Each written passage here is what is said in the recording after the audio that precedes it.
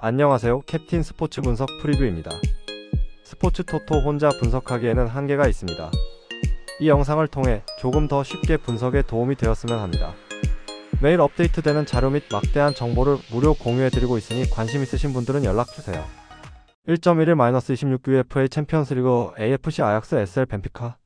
이 경기는 표면적으로는 아약스의 홈 경기이지만 실제 내용은 중원 압박 강도와 하프 스페이스 활용 능력에서 벤피카가 얼마나 효율적으로 우위를 가져가느냐에 달린 승부다.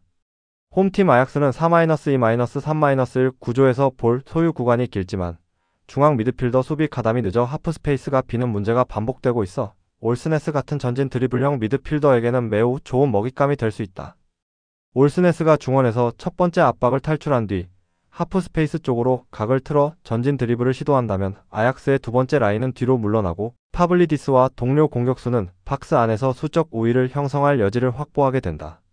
벤피카는 이 타이밍에 측면 미드필더 한 명을 안쪽으로 좁혀 넣어 아약스의 수비형 미드필더 둘과 센터백 라인 사이에 32구도를 만드는 식으로 박스 앞 공간을 압박할 수 있다. 반면 아약스는 중앙 미드필더의 수비 가담이 늦어 세컨 라인이 쉽게 무너지는 특성 때문에 한번 전진 드리블을 허용하고 나면 박스 앞에서 수적 분리 속의 슈팅을 허용하는 장면이 나오기 쉽다. 그래서 벤피카가 초반부터 올스네스를 중심으로 중앙 하프 스페이스를 찌르는 드리블과 짧은 패스를 섞어 사용한다면 아약스 수비 블록은 안쪽으로 말리며 측면까지 동시에 열리는 부담을 안게 된다. 또한 리오스의 활동량을 활용해 두 번째 라인에서 압박을 이어가면 아약스의 빌드업은 수비 라인 혹은 골키퍼까지 내려가며 롱볼 비중이 늘어날 가능성이 크다. 이 구도가 반복되면 베오르스트가 전방에서 포스트 플레이를 해도 주위에 세컨 찬스를 받을 동료 숫자가 부족해지고 오히려 벤피카 수비가 두 번째 공을 먼저 잡아 역습을 전개하는 장면이 늘어날 수 있다. 벤피카 입장에서는 하프 스페이스로 파고드는 올스네스의 전진 드리블과 파블리디스의 박스 안 움직임만 안정적으로 맞물린다면 박스 앞에서 수적 우위를 만드는 상황을 경기 내내 가져갈 수 있다. 그렇기 때문에 이 경기는 누가 더 많이 공을 가진다보다 누가 더 좋은 위치에서 전진 드리블과 슈팅을 가져가느냐가 중요하고 그 부분에서 벤피카의 구조가 훨씬 효율적인 그림을 그리고 있다. 그럼에도 불구하고 아약스가 홈에서 세트피스 한두 번으로 기회를 만들 수는 있지만 오픈 플레이 전체 흐름을 바꾸기에는 중원 수비 가담과 라인 간격 관리에서의 약점이 너무 뚜렷하다.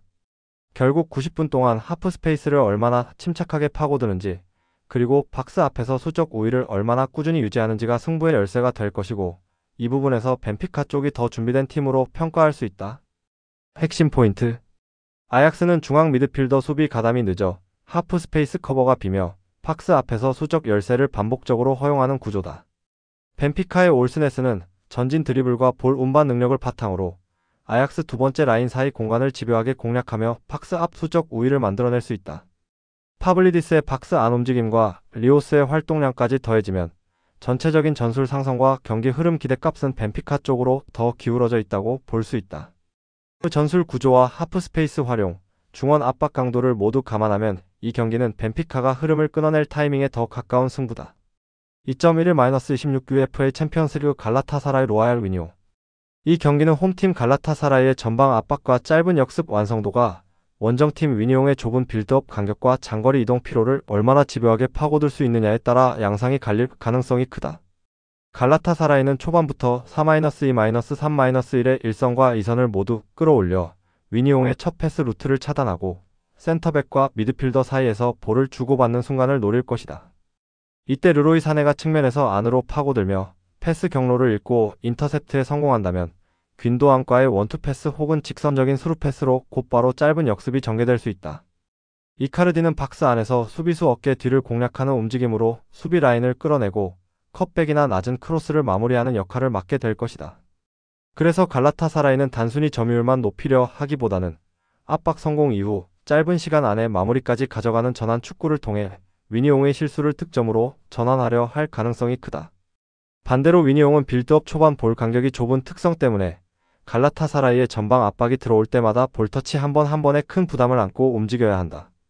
엘하지가 압박을 피해 측면이나 후방으로 빠져나오지 못한다면 플로르주와 데이비드를 향한 전진 패스 루트가 끊기고 롱볼에만 의존하는 구간이 늘어날 수 있다. 그렇게 되면 세컨볼 경합에서도 갈라타사라이 중원이 유리한 위치를 선점할 가능성이 높고 두 번째 볼을 따낸 뒤 다시 공격을 이어가는 패턴이 반복될 수 있다. 여기에 벨기에에서 튀르키예까지 이어지는 긴 이동 거리로 인한 피로 누적까지 겹치면 위니옹은 후반으로 갈수록 압박 강도와 라인 유지력이 함께 떨어질 위험이 크다. 반면 갈라타사라이는 홈 관중의 압도적인 에너지를 등에 업고 경기 막판까지 템포를 끌어올릴 수 있는 팀이라 교체 카드를 활용해 측면 스피드와 전방 압박 강도를 유지하려 할 것이다. 그럼에도 위니옹이 세트피스나 롱볼 한두 번으로는 기회를 만들 수 있겠지만 전체적인 경기 내용에서 주도권을 가져가기에는 구조적인 한계가 분명하다. 결국 이 매치는 갈라타사라이의 압박 타이밍과 짧은 역습 완성도, 그리고 이카르디의 박스 안 마무리가 어느 정도 효율을 보여주느냐에 따라 점수 차이가 결정될 가능성이 크다. 전술적 완성도와 홈 이점, 이동거리에서 오는 피로도, 격차까지 감안하면 경기는 시간이 흐를수록 갈라타사라이 쪽으로 조금씩 더 기울어지는 흐름이 나타날 것이다. 위니옹 입장에서는 실점 시간을 최대한 늦추며 버티는 것이 관건이지만 빌드업 초반부터 압박에 눌리는 시간이 길어진다면 실수 한 번이 곧 승부의 방향을 바꾸는 결정적인 장면으로 이어질 수 있다. 종합적으로 보면 전술 구조 경기 장소 이동 피로까지 모두 감안했을 때 이 경기는 갈라타사라이가 주도권을 쥐고 승리를 노려볼 만한 매치업으로 해석하는 편이 합리적이다. 핵심 포인트. 갈라타사라이는 르로이 사네의 압박 타이밍과 인터셉트, 이카르디의 박스 안 마무리를 기반으로 짧은 역습 완성도가 높은 팀이다. 위니옹은 빌드업 초반 볼 간격이 좁아 강한 전방 압박 한 번에 루트가 막히고 장거리 이동으로 인한 피로까지 겹치면 후반 체력 유지에 어려움을 겪을 가능성이 크다. 홈 경기장의 분위기와 전술 완성도, 그리고 세컨볼 경합에서의 우위를 고려하면 승부의 기대값은 갈라타사라이 쪽으로 조금 더 기울어져 있다. 빌드업 간격, 전방 압박, 이동 피로까지 모두 감안하면 이 경기는 갈라타사라이가 한번 흐름을 잡는 순간 끝까지 주도권을 놓치지 않을 가능성이 높은 승부다. 3.11-26 UEFA 챔피언스리그 맨체스터 시티 레버쿠젠. 이 경기는 포지셔널 플레이의 정석을 구현하는 맨시티와 3백 기반 전환 공격의 강점을 가진 레버쿠젠의 스타일 대결이다. 맨시티는 수비형 미드필더 앞 공간과 하프 스페이스를 중심으로 패스 레인을 열어두고 베르나르두 실바를 그 핵심에 세워 라인 사이에서 전진 패스를 풀어낼 가능성이 크다. 레버쿠젠의 중원 압박이 헐거워지는 순간 수비형 미드필더의 커버 범위가 과도하게 넓어지기 때문에 베르나르두 실바가 이 틈을 파고들어 공을 받는 장면이 반복될 것이다. 그렇게 되면 포백과 수비형 미드필더 사이 간격이 벌어지고 홀란드는 최전방에서 수비수들을 묶어 놓은 채로 도쿠가 하프 스페이스와 측면을 교차 침투하며 수비 블록의 균형을 깨뜨릴 수 있다. 특히 도쿠의 1대1 돌파는 레버쿠젠 윙백과 측면 센터백 조합의 수비 집중력을 시험할 것이고 컷백과 낮은 크로스를 통해 박스 안 슈팅 볼륨을 꾸준히 쌓는 그림이 그려진다. 레버쿠젠은 시크를 향한 직선적인 롱 패스와 텔라의 속도를 활용한 빠른 전환으로 대응하겠지만 맨시티의 전방 압박과 역압박 강도가 유지된다면 탈압박 성공률이 떨어질 가능성이 높다. 그래서 레버쿠젠은 공을 잡는 시간보다 따라다니는 시간이 길어질 수밖에 없고 그 과정에서 중원과 수비 라인의 간격이 점점 벌어지는 구조를 피하기 어려워 보인다. 베르나르두 실바가 하프 스페이스에서 전진 패스를 연결하는 패턴이 자주 나오면 레버쿠젠 수비형 미드필더는 사이드로 끌려나가고 그 자리를 다른 미드필더가 메우는 동안 박스 앞 공간이 비는 장면이 반복될 것이다. 이 틈을 활용해 맨시티는 중거리 슈팅, 박스 앞 세컨볼, 박스 안 컷백 등 다양한 루트로 슈팅 찬스를 만들어 갈 수 있다. 반면에 레버쿠젠은 공격 시 숫자를 많이 올리는 만큼 공을 잃었을 때 뒤로 빠지는 속도와 라인 회복이 늦어지면 맨시티에게 역습까지 허용하는 위험을 감수해야 한다. 그럼에도 불구하고 레버쿠젠의 전환 속도와 시크의 결정력은 한 번의 역습이나 세트피스 상황에서 변수를 만들 수 있는 요소다. 하지만 전체적인 볼 점유와 위협지수, 라인 사이 공간 관리 능력을 종합하면 맨시티가 홈에서 경기를 주도하며 찬스 수를 훨씬 더 많이 가져갈 가능성이 크다. 특히 후반으로 갈수록 레버쿠젠 중원 압박의 빈도가 떨어지고 수비형 미드필더의 커버 범위가 더 넓어지는 구간이 분명히 찾아올 것이기 때문에 그 타이밍 이후에는 맨시티 쪽 기대값이 더 크게 벌어질 수밖에 없다. 결국 이 경기는 하프 스페이스를 누가 먼저 점유하고 전진 패스의 완성도를 누가 더 높게 가져가느냐의 싸움이며 이 구조에서는 베르나르두 실바를 중심으로 한 맨시티의 전술 완성도가 더 높은 편이다. 그래서 전술적 상성과 홈 경기장의 분위기, 그리고 라인 사이 공간 관리 능력을 모두 감안했을 때 이 경기는 맨시티가 흐름을 끊어 잡을 타이밍에 가까운 승부라 할 수 있다. 핵심 포인트. 레버쿠젠의 중원 압박 밀도가 떨어지는 구간에서 하프 스페이스가 열리고 맨시티의 베르나르두 실바가 이 공간으로 침투해 전진 패스를 연결할 수 있다. 홀란드의 박스 안 존재감과 도쿠의 측면 돌파, 인사이드 침투가 맞물리면 레버쿠젠 3백과 윙백 라인의 간격이 벌어지며 수비 조직이 흔들릴 가능성이 크다. 전술 완성도와 라인 간격 관리 능력, 홈에서의 템포 조절까지 감안하면 시간 경과에 따라 맨시티 쪽 기대값이 점점 더 높아지는 매치업이다. 하프 스페이스와 전진 패스, 그리고 전환 속도까지 모두 감안하면 이 경기는 맨시티가 라인 사이 균열을 파고들며 승부를 정리할 타이밍에 가까운 한판이다. 4.11-26 UEFA 챔피언스리그 첼시 FC 바르셀로나. 이 경기는 포백 라인을 높게 유지하며 점유율로 압박하는 바르셀로나와 전환 속도를 살려 뒷공간을 노리는 첼시의 상반된 스타일이 정면으로 부딪히는 매치업이다. 첼시는 엔소 페르난데스가 후방에서 전진 패스를 정확히 꽂아 넣어주는 순간 주앙 페드로와 페드루 네투가 동시에 라인을 깨고 침투하는 그림을 자주 연출할 수 있다. 바르셀로나는 늘 하프라인 위에서 수비 라인을 유지하려 하기 때문에 수비수들이 뒤를 향해 전력으로 돌아뛰어야 하는 상황이 자주 발생하고 이 과정에서 한 번만 타이밍을 놓쳐도 단독 찬스를 허용할 수 있다. 주앙 페드로는 간격 사이에서 공을 받았다가 한 번에 뒷공간으로 치고 나가는 움직임이 살아있는 자원이라 바르셀로나 센터백에게는 쉬지 않고 위치를 점검해야 하는 부담을 준다. 페드루 네투는 측면에서 볼을 잡으면 안쪽과 바깥을 동시에 위협하는 타입이라 하이라인을 유지하며 전진한 풀백 뒷공간을 향해 반복적으로 침투해 들어갈 수 있다. 그래서 첼시는 바르셀로나의 높은 라인 뒤에 생기는 넓은 공간을 전제 조건으로 깔고 전환 상황에서 세컨볼 경쟁에서 앞선 뒤 곧바로 전진 패스를 시도하는 전략을 준비해 올 가능성이 크다. 반면 바르셀로나는 페드리와 라민 야말을 중심으로 하프 스페이스에서 짧은 패스를 주고받으며 첼시의 포백을 계속 끌어내고 박스 주변에서 수적 우위를 만들어 가려 할 것이다. 페란 토레스는 수비 라인 어깨를 타고 들어가는 움직임으로 첼시 센터백의 시야를 흔들면서 하프 스텝 먼저 앞으로 나가려 할 것이고 이는 박스 근처에서의 세컨 찬스에도 직접적인 영향을 미친다. 그럼에도 불구하고 바르셀로나가 라인을 계속 높게 유지하는 한 번 공을 잃었을 때 첼시의 빠른 전환을 모두 막아내기는 쉽지 않고 홈에서 뛰는 첼시 입장에서는 이 리스크를 정면으로 파고들 동기부여가 충분하다. 첼시는 기성용 이적 여파로 흔들렸던 팀과 달리 지금은 엔소를 중심으로 중원 구조를 재정비해 가며 전반과의 연계에 안정감을 찾아가는 흐름을 보여줄 수 있다. 특히 전반 20분 이후 바르셀로나가 점유율을 찾겠다는 욕심으로 라인을 더 끌어올리는 구간이 나오면 첼시는 의도적으로 한두 번 길게 차올리는 전환 패스 패턴을 통해 경기 흐름을 뒤집을 수 있다. 후반 들어 양팀 모두 체력이 떨어지는 시간대에는 포백 뒷공간을 향한 침투와 세컨볼 경합에서의 집중력이 승부의 균형을 완전히 깨트릴 수 있는 요소로 작용할 가능성이 크다. 바르셀로나는 여전히 볼을 지배하는 능력에서는 우위를 점할 수 있겠지만 긴 대회 일정과 높은 라인 운용으로 인한 피로 누적이 후반 들어 수비 집중력 저하로 이어질 수 있다는 변수를 안고 있다. 반면 첼시는 홈 경기장의 분위기를 등에 업고 전환 상황에서의 폭발력을 극대화해 바르셀로나의 포백 뒷공간을 여러 차례 찢어 놓는다면 점유율에서 뒤지더라도 스코어에서는 앞서 나갈 수 있는 전술적 상성을 가진 쪽이다.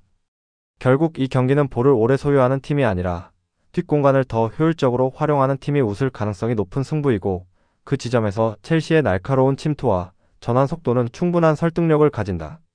핵심 포인트. 바르셀로나는 최종 수비 라인을 높은 위치까지 끌어올리는 구조라 포백 뒷공간에 항상 넓은 공간이 열려있는 팀이다. 첼시는 주앙 페드로와 페드루 네투의 발빠른 침투와 엔소의 전진 패스를 기반으로 바르셀로나 라인 뒤를 반복적으로 공략할 수 있는 전술적 상성을 갖고 있다. 점유율 싸움이 아니라 뒷공간 활용과 전환 속도 싸움이라는 관점에서 보면 홈에서 뛰는 첼시 쪽이 기대값에서 앞설 가능성이 크다. 점유율과 이름값보다 뒷공간 침투와 전환 속도를 기준으로 보면 이 경기는 첼시가 한번 흐름을 끊어낼 타이밍에 더 가까운 승부다. 5.11-26 UEFA 챔피언스리그 보루시아 도르트문트 비아레알. 이 경기는 도르트문트의 빠른 전진 템포와 하프 스페이스 침투 설계가 비아레알의 느린 전개와 전진 패스 타이밍 문제를 얼마나 노출시키느냐에 초점이 맞춰진 승부다. 도르트문트는 3백을 기반으로 후방에서 안정적으로 빌드업을 시작한 뒤 조부 벨링엄이 중앙 이선에서 공을 받는 즉시 템포를 끌어올려 전진 패스를 공급하는 구조를 반복할 가능성이 크다. 조부 벨링엄이 중원에서 한두 번의 터치만으로 전진 방향을 설정해주면 자연스럽게 비아레알 수비 라인의 간격이 벌어지고 그 틈 사이로 기라시와 아데에미의 침투 동선이 살아난다. 특히 아데에미의 스피드를 활용한 측면 마이너스 하프 스페이스 결합 패턴은 전진 패스 타이밍이 안 맞아 공격이 끊기는 비아레알과 비교했을 때 훨씬 더 날카로운 위협으로 작용할 수 있다. 비아레알은 페페와 예레미 피노, 게가 공을 잡았을 때 개별적으로는 퀄리티를 보여줄 수 있지만 팀 전체 전개 과정에서 패스 타이밍이 늦어 공격 흐름이 끊기는 순간이 반복되면 상대 수비가 라인을 정렬하고 블록을 단단히 세울 시간을 충분히 허용하는 꼴이 된다. 이렇게 되면 비아레알은 수비 블록 사이 간격이 열리기 전에 공격을 마무리하지 못하고 결국 외곽 크로스나 먼 거리 슛에 의존하는 장면이 많아질 수밖에 없다. 반대로 도르트문트는 조브 벨링엄의 빠른 템포 패스와 기라시의 박스 안 움직임, 아데에미의 뒷공간 침투를 연쇄적으로 가동해 수비 블록 사이를 찢는 장면을 경기 내내 반복하려 할 것이다. 세컨볼 경합에서도 도르트문트가 중원에서 먼저 몸을 붙이고 템포를 끊기 전에 다시 앞으로 찔러주는 형태로 나간다면 비아레알은 수비와 중원 사이 간격을 줄이지 못한 채 계속 수세에 몰릴 가능성이 크다. 비아레알 입장에서는 전진 패스 타이밍을 조정해 공격 흐름을 부드럽게 가져가야 하지만 지금까지 보여준 패턴을 감안하면 수비 정렬이 끝난 뒤에야 마지막 패스를 넣는 장면이 많아 박스 안에서 결정적인 찬스를 만들기까지 시간이 너무 오래 걸릴 수 있다. 도르트문트는 홈 분위기 속에서 초반부터 전방 압박 강도를 올리고 볼 탈취 후 빠른 템포로 공격을 전개하면서 비아레알의 느린 전개를 정확히 정면으로 겨냥할 가능성이 높다. 결국 이 경기는 전진 패스 타이밍과 템포 조절이라는 요소에서 이미 차이가 나는 매치업이고 그 차이가 수비 블록 사이가 열리는 횟수와 슈팅 찬스 빈도로 그대로 이어질 가능성이 크다. 그래서 전방 압박과 빠른 전개, 하프 스페이스 점유에서 더 조직적인 모습을 보여줄 수 있는 쪽은 도르트문트이며 경기 전반적인 흐름 역시 도르트문트 쪽으로 기울 가능성이 높다. 핵심 포인트. 도르트문트는 조브 벨링엄의 빠른 템포 패스와 기라시 아데에미의 침투를 묶어 수비 블록 사이 간격을 끊임없이 파고드는 구조를 가지고 있다. 비아레알은 전진 패스 타이밍이 맞지 않아 공격 흐름이 중간에서 끊기고 그래서 상대 수비가 정렬할 시간을 충분히 갖는 패턴이 반복되고 있다. 세컨볼 경합과 하프 스페이스 점유, 전방 압박 강도까지 감안하면 90분 내내 조금씩 우위를 쌓아갈 팀은 도르트문트 쪽일 가능성이 더 크다. 전개 템포와 전진 패스 타이밍, 블록 사이 간격 관리까지 모두 감안하면 이 경기는 도르트문트가 흐름을 틀어쥐고 끊어낼 타이밍이다. 6.11-26 UEFA 챔피언스리그 SSC 나폴리 카라바흐. 이 경기는 기본적으로 점유와 전개 능력에서 앞선 나폴리가 홈에서 주도권을 쥐고 들어가는 구도가 예상된다. 나폴리는 데 브라이너가 하프 스페이스에서 공을 받을 때마다 루카의 뒷공간 침투와 폴리타노의 반대측 스위칭 움직임을 동시에 활용하는 전개로 상대 수비 라인을 시험할 것이다. 카라바흐는 주비르가 있는 측면으로 공격 비중이 쏠리는 경향이 있기 때문에 전개가 한쪽으로 몰린 뒤 공을 잃는 순간에 역습 리스크가 크게 발생한다. 그래서 나폴리는 수비 시에도 굳이 라인을 낮추기보다 중원에서 압박 라인을 설정하고 공을 따낸 즉시 폴리타노나 대 브라이너를 거치는 빠른 전환으로 빈 공간을 공략하는 접근을 취할 가능성이 높다. 카라바흐의 좌우 밸런스가 흔들리며 한쪽으로 쏠리면 반대측 전환 시 풀백과 윙의 커버 타이밍이 늦어지고 그 틈을 나폴리의 에이스 폴리타노가 정확한 스위칭 패스로 파고드는 그림이 반복될 수 있다. 특히 폴리타노는 약간 내려와 공을 받았다가 반대편 오버래핑 풀백이나 하프 스페이스 침투를 향해 대각선 전환 패스를 뿌리는 능력이 뛰어나 넓은 공간에서 수적 우위를 한 번에 만들어낼 수 있다. 이 과정에서 대 브라이너는 세컨 라인 중앙에서 방향 전환의 허브 역할을 수행하며 짧은 패스와 롱 패스를 섞어 쓰면서 카라바흐의 중원 압박 타이밍을 계속 어긋나게 만들 것이다. 반면에 카라바흐는 공격에서 인원이 한쪽에 쏠린 상태에서 볼을 잃으면 두 수미와 수비 라인이 동시에 넓은 공간을 커버해야 하는 상황에 직면해 나폴리의 빠른 전환을 따라가기 벅찰 수 있다. 나폴리는 이런 상대 약점을 인지하고 초반에는 굳이 무리하게 밀어붙이기보다 중원에서 템포를 조절하며 카라바흐의 라인을 끌어낸 뒤 타이밍을 본 대각 전환과 하프 스페이스 침투로 결정적인 찬스를 노릴 것이다. 시간이 흐를수록 카라바흐의 압박 강도와 라인 간격 유지가 무너질 가능성이 커지고 그때마다 폴리타노의 반대측 스위칭 패스와 대 브라이너의 찔러주는 패스가 루카의 마무리 장면으로 연결될 가능성이 높다. 그럼에도 불구하고 카라바흐가 세트피스나 주비르의 개인 돌파 한두 번으로 슈팅 찬스를 만들 수는 있지만 전체적인 볼 점유와 찬스의 질에서는 홈팀 쪽으로 기우는 흐름이 반복될 것이다. 결국 이 경기는 누가 더 많은 시간을 상대 진영에서 보내느냐 보다 좌우 밸런스와 전환 속도의 차이가 얼마나 크게 벌어지느냐에 따라 골수까지 달라질 수 있는 승부다. 이 구조를 종합해보면 반대측 전환과 하프 스페이스 공격에서 분명한 우위를 가진 나폴리가 홈에서 안정적으로 경기를 풀어갈 가능성이 훨씬 크다. 핵심 포인트. 나폴리는 대 브라이너의 패싱과 폴리타노의 반대측 스위칭, 루카의 박스 침투가 맞물리며 하프 스페이스와 측면을 동시에 공략하는 공격 패턴을 갖추고 있다. 카라바흐는 좌우 밸런스가 한쪽으로 쏠리는 경향이 강하고 반대측 전환 시 커버 타이밍이 늦어 넓은 공간을 허용하는 구조적 약점을 노출한다. 템포 조절 능력과 전환 속도, 그리고 홈에서의 주도권까지 감안하면 경기 흐름과 기대값은 나폴리 쪽으로 더 크게 기울어질 수밖에 없다. 전술 구조와 좌우 밸런스, 전환 속도까지 모두 고려하면 이 경기는 나폴리가 홈에서 흐름을 주도하며 승부의 균형을 끊어낼 타이밍에 놓여있는 매치업이다. 7.11-26 UEFA 챔피언스리그 SK 슬라비아, 프라하 아틀레틱 빌바오. 이 경기는 3백으로 버티는 슬라비아, 프라하의 조직력과 빌바오의 측면 하프 스페이스 침투가 정면으로 충돌하는 매치업이다. 슬라비아 프라하는 초반에는 홈의 분위기를 등에 업고 촘촘한 라인 간격과 윙백의 왕복으로 빌바오의 전진 패스를 끊어내려 할 것이다.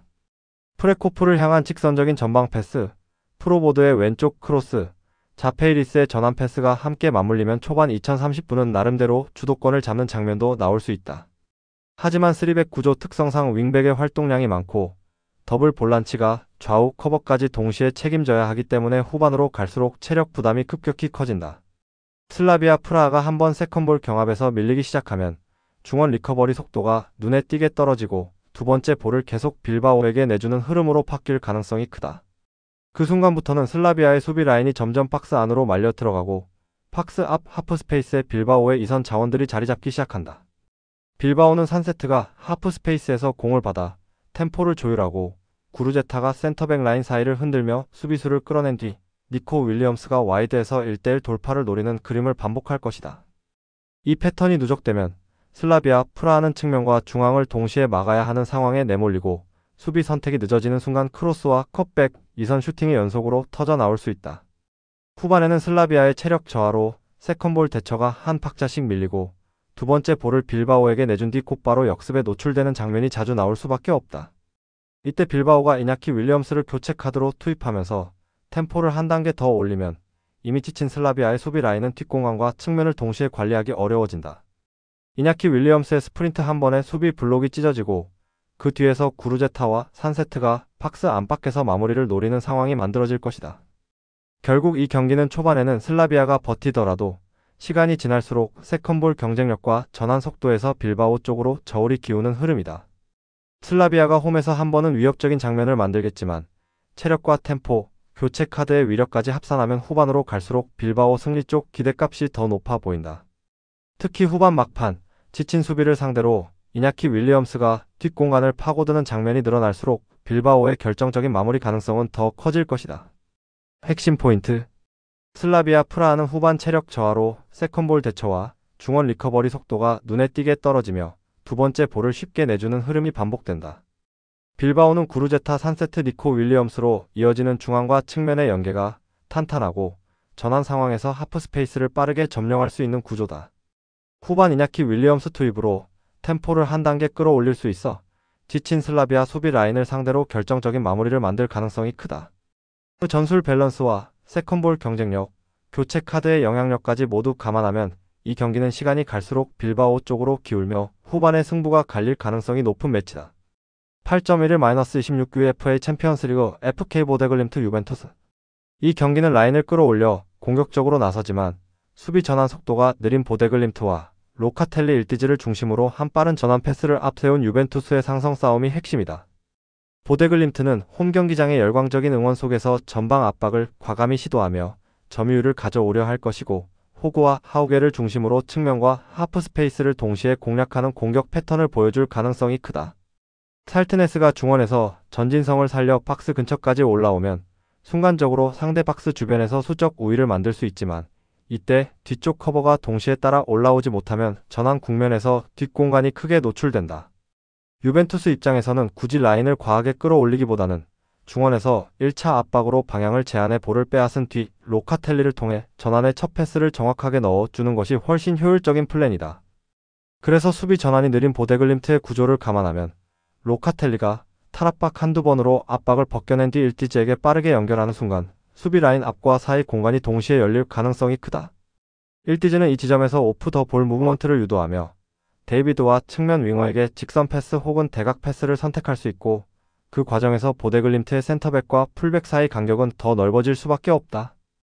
반면에 보데글림트는 자신들의 공격 템포를 유지하려 할수록 역으로 유벤투스의 전환 한 번에 뒤가 뚫릴 위험을 안고 가야 한다는 딜레마에 빠진다. 그래도 보데글림트가 홈에서 초반 에너지와 전방 압박으로 강하게 나설 경우 유벤투스가 잠시 수세에 몰리는 구간은 나올 수 있고 세트피스나 세컨볼 상황에서 실점 위험을 감수해야 하는 장면도 생길 수 있다. 그럼에도 불구하고 전체적인 구조를 보면 보데글림트는 공격 시 인력이 앞쪽에 쏠리고 수비 전환에서 복귀 속도가 느려 하프 스페이스와 측면 채널이 동시에 노출되는 패턴이 반복되는 팀이다. 반면에 유벤투스는 로카텔리와 일디즈가 빠르게 공수 전환 패스를 주고받으며 오프 더 볼 무브먼트를 이끌어낼 수 있고 그 흐름 속에서 데이비드가 수비 뒷공간을 파고드는 찬스를 여러 번 가져갈 수 있다. 그래서 시간이 지날수록 라인을 높게 유지하는 보데글림트의 리스크는 커지고 유벤투스는 전환 한두 번만 정확히 맞춰도 골문 앞까지 직선으로 도달할 수 있는 구조를 계속해서 확보하게 된다. 보데글림트가 이 흐름을 끊으려면 라인을 조금 더 관리하며 신중하게 올라가야 하지만 그렇게 되면 자신들이 강점을 가진 공격 템포와 전방 압박 강도도 같이 떨어지는 역효과를 감수해야 한다. 결국 이 경기는 느린 수비 전환 vs 빠른 전환 패스라는 구도가 끝까지 이어질 가능성이 크고 후반으로 갈수록 체력과 집중력이 떨어지는 순간마다 유벤투스의 전환 한 번이 곧 실점 위기로 직결될 여지가 크다. 그래서 전술 구조와 공수 전환의 질, 하프 스페이스 활용도까지 종합하면 유벤투스가 원정이지만 결정적인 찬스의 질에서 앞서며 결과를 가져갈 가능성이 더 높다고 보는 편이 합리적이다. 핵심 포인트. 보데글림트는 라인을 끌어올려 공격적으로 나서지만 수비 전환 속도가 느려 역습 한 번의 하프 스페이스와 뒷공간이 동시에 열리는 구조적 불안을 안고 있다. 유벤투스는 로카텔리와 일디즈가 빠르게 공수 전환 패스를 주고받으며 오프 더 볼 무브먼트를 이끌어내고 번뜩이는 전환 패스로 결정적인 찬스를 여는 패턴을 반복할 수 있는 팀이다. 데이비드의 뒷공간 침투와 3백 뒤 레스트 디펜스 안정감까지 포함하면 전환 국면과 찬스 창출 능력에서 유벤투스 쪽 기대값이 더 높게 형성된다. 전술 구조와 수비 전환 속도, 전환 패스의 퀄리티까지 모두 감안하면 이 경기는 보데글림트의 빈 공간을 유벤투스가 공략하며 승부를 가져갈 확률이 높은 한판이다. 9.11-26 UEFA 챔피언스리그 올림피크 마르세유 뉴캐슬 유나이티드. 이 경기는 마르세유의 라인 브레이킹 패턴과 뉴캐슬의 불안한 라인 조율이 정면으로 부딪히는 승부다. 마르세유는 호이비에르가 6번 지역에서 1차 압박을 견디고 첫 패스를 안정적으로 전진시키는 순간 경기 템포를 자신들의 리듬으로 가져올 수 있다. 그린우드는 뉴캐슬 세컨드 라인과 수비 라인 사이 애매한 지점에 몸을 숨겼다가 공이 넘어오는 순간 방향 전환과 첫 터치로 수비 간격을 찢어놓는 움직임을 자주 가져갈 것이다. 이때 뉴캐슬의 오프사이드 트랩이 완벽히 맞물리지 않는다면 그린우드가 볼을 따내고 한두 번의 터치로 수비 라인 뒤를 향해 전진하는 장면이 반복될 수 있다.